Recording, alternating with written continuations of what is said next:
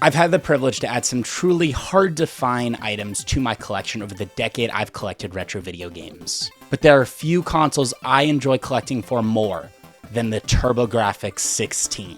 This classic console was released in the United States in 1989, and it didn't meet much financial success as it was released in the shadow of the Sega Genesis and the forthcoming Super Nintendo.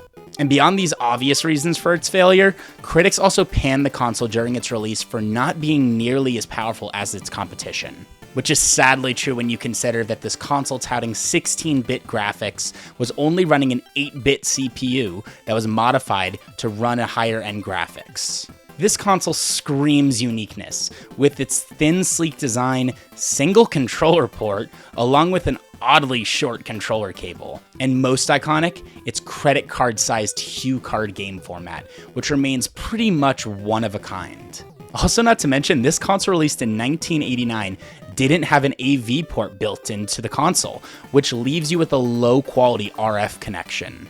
NEC actually released an add-on called the Turbo Booster that was sold separately from the console that could attach to the back of the console to allow you to have AV support. And considering that this adapter goes for a stupid amount of money these days, for a very long time Turbo fans were left with a low-quality visual experience until Hyperkin solved the issue by releasing this $20 adapter that serves the same purpose as the original Turbo Booster. That Hyperkin adapter is the actual adapter I use for my Turbo, and that is after years of suffering with the lackluster visual experience that the console gives natively. But even with this modern fix, I can't help but agree with critics of the time that saw this odd design decision as another way for NEC to make a quick buck to require an adapter to give you an experience that was standard on much older consoles. But just as unique as the console is its history. The PC Engine was released in Japan in October of 1987, and it was created through a partnership with NEC and Hudson Soft. Yes, this same Hudson Soft you may be familiar with from their games on other retro consoles. And when the PC Engine was released, it met great success, even outselling the Sega Mega Drive, the name of the Sega Genesis in pretty much every other country outside America. But when the PC Engine was brought to the States 2 years later, it was renamed to the TurboGrafx-16, a name that was found to land better with American audience, as well as an entire redesign of the console to match what American gamers were used to. Sadly, none of this was able to help the TurboGrafx-16 make the splash it did in Japan, as it couldn't even keep up with the sales of Nintendo's previous generation hardware, let alone its next generation hardware once it was released 2 years later. But none of this matters. At the end of the day, the only thing that matters to a game console is the games, and the TurboGrafx-16 delivers one of the most varied gaming libraries of any retro console, ranging from action-adventure, real-time strategy, RPGs, and nearly endless amazing shoot-'em-ups.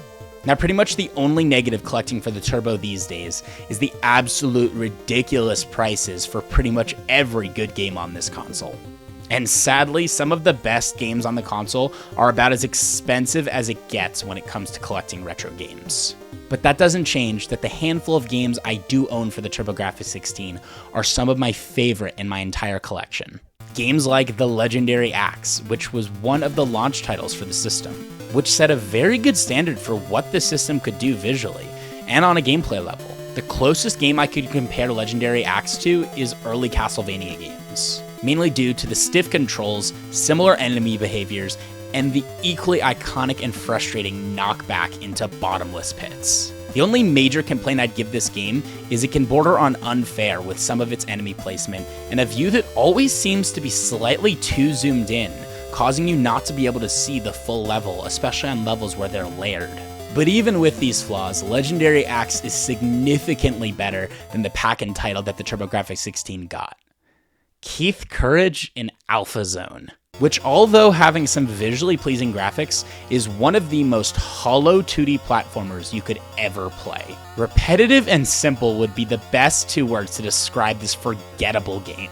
It honestly set the Turbo up for failure right out the gate, as Nintendo had set an incredibly high standard with their incredible pack-in titles for their consoles. On top of Sega packing in Sonic the Hedgehog only a short time after the TurboGrafx-16 was released. But in my opinion, the game that should have been packed in with the TurboGrafx-16 is Blazing Lasers. This game encapsulates everything that the TurboGrafx-16 did incredibly.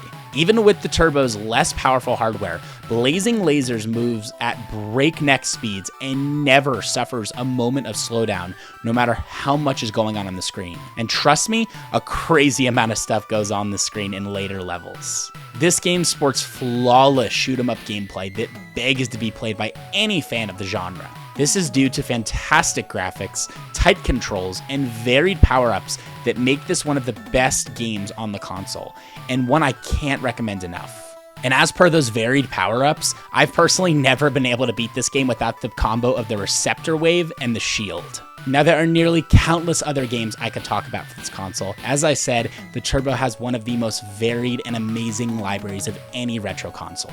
And although this console may have gotten off to a rocky start with Keith Courage as their potential mascot, which obviously didn't go well, later in 1989, NEC would find their mascot with Bonk, when Bonk's Adventure was released for this console. And this game would deliver on everything that is necessary to have a successful mascot, along with the game Bonk was attached to being a ton of fun. And with a sequel released a couple years later, Bonk's Revenge, that improved on the original in every way, Bonk was a sure thing for the Turbo. But once the Super Nintendo was released 2 years after the Turbo's launch, sadly, its fate was sealed. No matter how great its library of games was, it didn't change that Sega and Nintendo had won the love of gamers, with what is considered by many their best generation of consoles. The Turbo didn't find a mass fan base here in the States until decades after its release, when retro gamers like myself discovered this console and were able to give it the love it so rightfully deserved. All of this without mentioning that the Turbo was the first major console to have a CD add-on when the TurboGrafx CD was released a couple months after its release later in 1989. Sadly, I don't own the Turbo CD, but it's something that I would love to add to my collection someday.